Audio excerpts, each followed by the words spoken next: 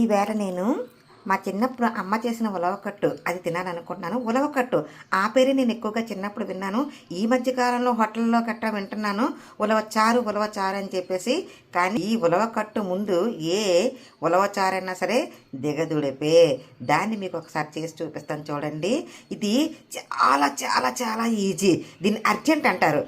చాలామంది పల్లెటూరు సైడ్ నేను ఎక్కువగా వర్క్ చేశాను కదా టీచర్గాను. అక్కడ అందరూ కూడా అర్జెంట్ అండి ఈరోజు ఏంటి అంటే మాటల సందర్భంలో వచ్చినప్పుడు ఈరోజు మేడం మేము అర్జెంట్ అండి వండుకున్నామండి అని చెప్పేవారు. అర్జెంట్ అంటే ఏంటని చెప్పేసి అంటే అప్పుడు ఉలవ కట్టని తెలిసింది. చూడండి ఇప్పుడు నేను చెప్పేస్తాను. దీనికి కావలసిన పదార్థాలు ఉలవ పిండి, అలాగే పోపులు మొత్తం అన్నీ కూడా చూడండి. అలాగే టమాటా, ఉల్లిపాయ, పచ్చిమిర్చి, అలాగే చింతపండు. ఇవి ఇప్పుడు ఎలా చేయాలో మీకు ప్రాసెస్ చెప్తాను. అలాగే కొత్తిమీర, కరివేపాకు వీటిని కూడా రెడీగా ఉంచుకోండి. వీటన్నిటితో కలిపి ఎలా చేయాలో నేను చెప్తాను చూడండి. ఫస్ట్ నానబెట్టి సిద్ధంగా ఉంచుకున్న చింతపండు, ఇప్పుడు ఉలవ పిండి, చింతపండు. ఇప్పుడు ఉలవ పిండిని ఈ పాత్రలో వేసుకున్నాను. ఆ ఉలవ పిండిలోనే నేను నానబెట్టి ఉంచుకున్న చింతపండుని పిసికి వేశాను. అంటే మీకు ఎంత పిండికి ఎంత చింతపండు కావాలనేది మీరు ఆలోచించుకోండి. నాకు తగినట్టుగా నేను వేసుకున్నాను. ఇప్పుడు ఇందులో కొంచెం పసుపు, కొద్దిగా కారం,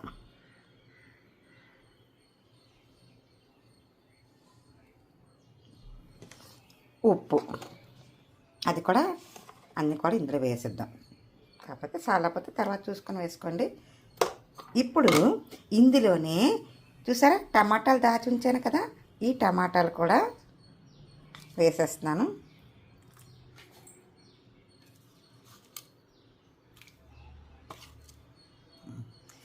ఇప్పుడు ఇందులోనే పచ్చిమిర్చి కూడా వేసేస్తున్నాను. ఇప్పుడు ఇందులో కొంచెం కరివేపాకు కూడా కొద్దిగా ఉంచుతున్నాను, కొద్దిగా కరివేపాకు కూడా వేస్తున్నాను. ఇప్పుడు వీటన్నిటిని కూడా ఇలా బాగా కలుపుకోవాలి. మొత్తం అంతా కూడా ఇలా టమాటాలన్నీ కూడా ఇలా చూడండి, ఇలాగ అనుకోండి. బాగా టమాటాలన్నీ కూడా ఇలా బాగా మెత్తగా అయ్యేటట్టుగా చేతితో చేసుకోండి.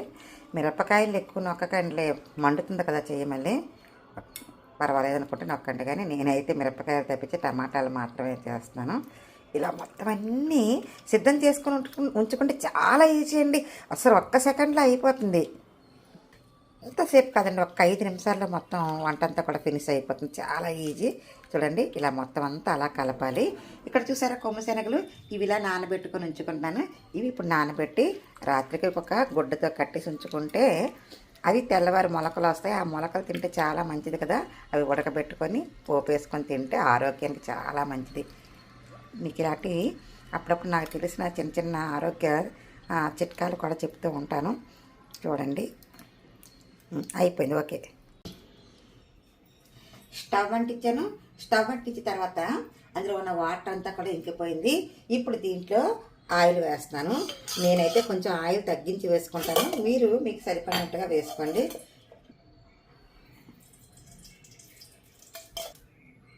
కొంచెం ఆయిల్ వేడెక్కిన తర్వాత ఆవాలు వేస్తాను. చూసారు కదా, ఇది ఇందులో ఉన్న ఆవాలు వేసాను. ఆవాలు చిట్టపట్లు ఆడుతున్నాయి. ఇప్పుడు మొత్తం పోపులన్నీ వేసేస్తున్నాను, ఎండుమిర్చి తప్పించి. అలాగే వెల్లుల్లితో సహా అన్నీ వేస్తాను.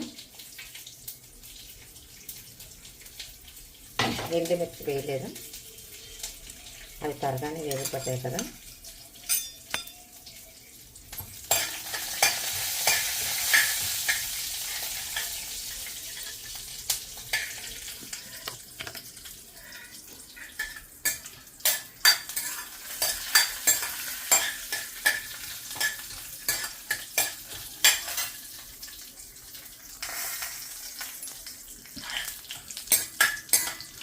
అలాగా వేస్తున్నాను.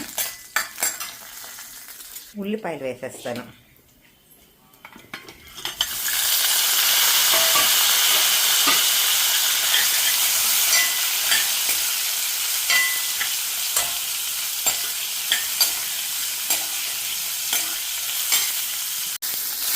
ఉల్లిపాయ నేను కొద్దిగా ఎక్కువ వేసాను చూసారా, ఎందుకంటే ఇలా వేగిన ఉల్లిపాయ ఆ ఉలవ కట్ల ఉంటుంది, ఆ ఉల్లిపాయ నంచుకొని తింటే భలే ఉంటుంది.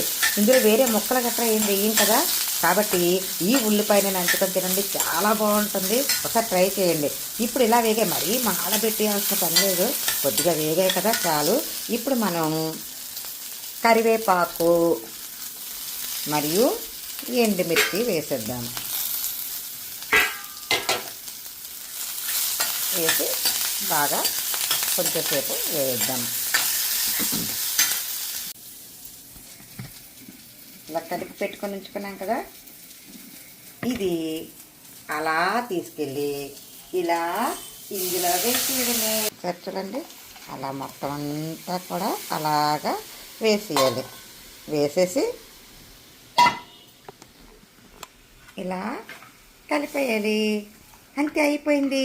ఒక 5 నిమిషాలు ఆగి ఇలా కొత్తమని ఉడుకుతుంది కదా, ఆ ఉడికినప్పుడు స్టవ్ దించేస్తే సరిపోతుంది. చూడండి, ఇలా కలిపేయాలి.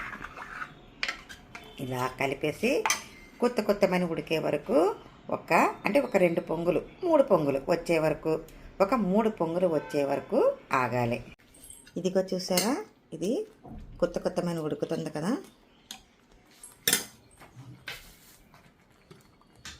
చూడండి కొత్త మంట ఉంది కదా.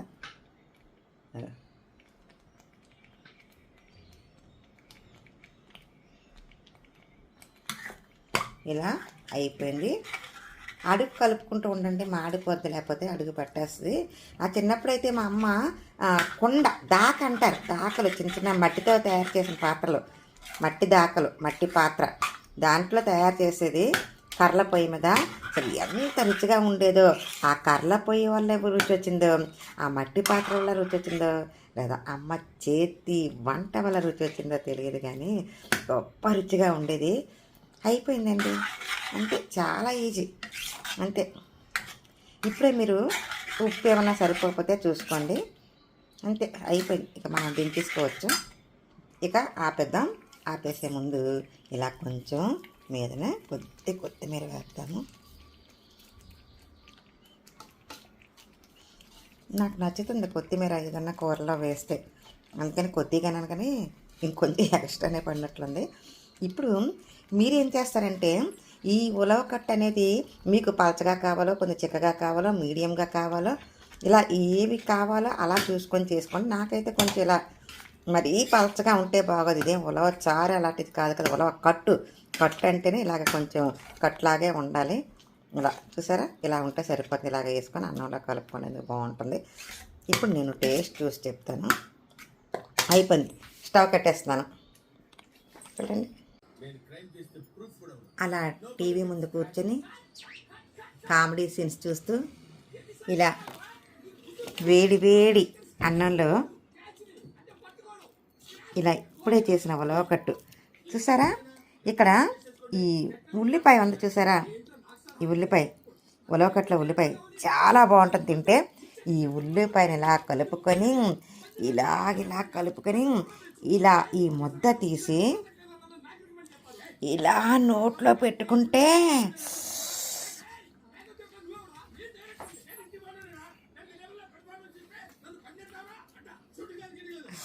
అబ్బబ్బబ్బ ఎంత బాగుంది తెలుసా. నిజంగా నేను చిన్నప్పుడు మా అమ్మ పెట్టిన ముద్ద, నాకు నోట్లో పెట్టిన ముద్ద గుర్తొస్తుంది. అమ్మ చేతి ముద్ద ఎంత కమ్మనైందో, ఈ ఉలవకట్టు ఈ అన్నం తింటుంటే అంత రుచిగా ఉంది. ఒక్కసారి మీరు కూడా ట్రై చేయండి. మీ అమ్మగారిని మళ్ళీ ఇదే చేసి పెట్టమంటారు. అదే మీరు పెద్దవాళ్ళు అయిపోతే మీరే వంటలు చేసుకుంటుంటే ఇలా చేసుకొని తినండి. మళ్ళీ వారంలో కనీసం 2 times ఇదే చేస్తూ ఉంటారు. ఓకేనా? ఓకే, మరి నా వంట మీకు నచ్చితే, నా వీడియోస్ కూడా నచ్చితే మీరంతా కూడా లైక్ చేయండి, షేర్ చేయండి, ఇంకా సబ్స్క్రైబ్ చేసుకోవడం ఎవరన్నా సబ్స్క్రైబ్ చేసుకోకపోతే సబ్స్క్రైబ్ చేసుకోండి. Thank you for watching. అలా కామెడీ సీన్స్ చూడండి, చూస్తూ ఎంజాయ్ చేయండి.